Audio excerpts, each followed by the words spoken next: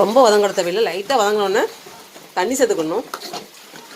தண்ணியாக இருக்கணும் ஊற்றி சாப்பிடும்போது இட்லியில்.